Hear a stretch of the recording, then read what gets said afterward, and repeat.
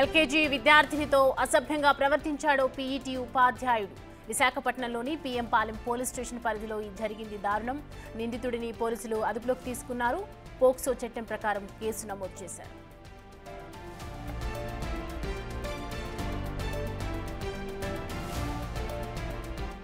ఈ అంశానికి సంబంధించి పూర్తి డీటెయిల్స్ మా ప్రతినిధి రాజు అందిస్తారు. రాజు, పీఎంపాలెం పోలీస్ స్టేషన్ లో మైనర్ బాలిక మీద లైంగిక దాడి జరిగినటువంటి పరిస్థితి కనిపిస్తుంది.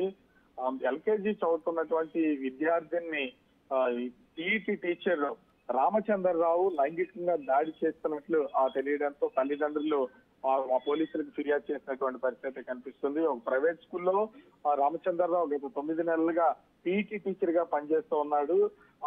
ఎల్కేజీ చదువుతున్నటువంటి దాదాపుగా 5 నుండి 6 సంవత్సరాల వయసు ఉన్నటువంటి ఆ విద్యార్థినిపై లైంగిక దాడి చేస్తున్నటువంటి నేపథ్యంలో తల్లిదండ్రులకు ఈ విషయాన్ని విద్యార్థిని తెలియజేసింది. వెంటనే తల్లిదండ్రులు కూడా ముందు స్కూల్ దగ్గరికి వెళ్లి రామచంద్రరావుని మందలించినటువంటి పరిస్థితి ఉంది. చిత్తకొట్టిన తర్వాత అతను అక్కడి నుంచి పీఎంపాలెం పోలీస్ స్టేషన్ తరలించారు. ప్రస్తుతం రామచంద్రరావుని పీఎంపాలెం పోలీస్ అరెస్ట్ చేసి కేసుకు సంబంధించి పరిస్థితి కనిపిస్తుంది. అయితే రామచంద్రరావు దీంట్లో నాకు ఏ సంబంధం లేదు, నేను లైంగికంగా దాడి ఏమీ చేయలేదు, నేను పీఈటీగా మాత్రమే పని చేశానని చెప్తున్నటువంటి పరిస్థితి ఉంది. కానీ అక్కడ ఉన్నటువంటి ఇతర విద్యార్థులను కూడా రామచంద్రరావు ప్రవర్తనపై పోలీసులకైతే విచారణలో అతను అదే విధంగా వ్యవహరిస్తాడని తెలియజేస్తున్నటువంటి పరిస్థితి ఉంది. అన్యపుణ్యం ఎరిగినటువంటి చిన్నారులు వీళ్ళందరూ కూడా దాదాపుగా 5 నుంచి 6 సంవత్సరాల వయసు ఉన్నటువంటి పిల్లలు. వీళ్ళని ఆ పీఈటీ టీచర్ పేరుతో వాళ్ళకి స్పోర్ట్స్ గేమ్స్ ఆడిస్తూ ఈ విధంగా లైంగికంగా దాడికి పాల్పడినటువంటి నేపథ్యంలో తల్లిదండ్రులకు ఒక చిన్నారైతే అయితే వెళ్లి చెప్పినటువంటి పరిస్థితి ఉంది. దీంతో ప్రస్తుతం రామచంద్రరావుని పోలీసులు అదుపులోకి తీసుకుని విచారణ చేస్తున్నటువంటి పరిస్థితి ఉంది. అయితే ఇట్లాంటి వాళ్ళు మాత్రం ఇటు పరిస్థితుల్లో క్షమించకూడదని విద్యార్థి సంఘాల నాయకులు కూడా విద్యార్థి సంఘాలకు సంబంధించినటువంటి వాళ్ళు కూడా డిమాండ్ చేస్తున్నటువంటి పరిస్థితి ఉంది. స్కూల్లో జాయిన్ చేసుకునే సమయంలో అటు స్కూల్ యాజమాన్యాలు కూడా వాళ్ళకి సంబంధించినటువంటి కాండక్ట్ మొత్తం అంతా పరిశీలించిన తర్వాతే ఇలాంటి టీచర్స్ ని స్కూల్లో జాయిన్ చేసుకోవాలని కోరుతున్నటువంటి ఉంది. మొత్తంగా చూస్తే 5 ఏళ్ల విద్యార్థినిపై లైంగిక దాడి చేసినటువంటి రామచంద్రరావు ప్రస్తుతం పోలీసులు అదుపులోకి తీసుకుని కేసును విచారణ చేస్తున్నటువంటి పరిస్థితి కనిపిస్తుంది. సౌమ్య, రాజు, ఇప్పుడు ఏదైతే పీటీ ఉన్నారో ఆ పీటీ ప్రవర్తన పట్ల మరి యాజమాన్యం ఏం చెప్తూ ఉంది అతని గురించి?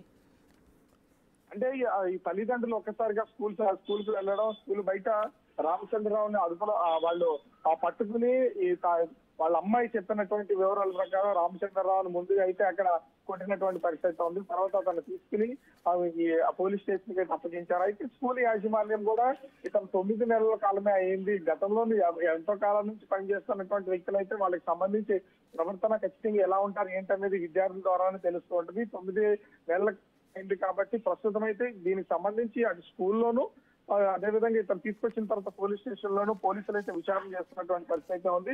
ఇప్పటి వరకు దీని మీద స్కూల్ యాజమాన్యం ఏ విధంగా స్పందించలేదు.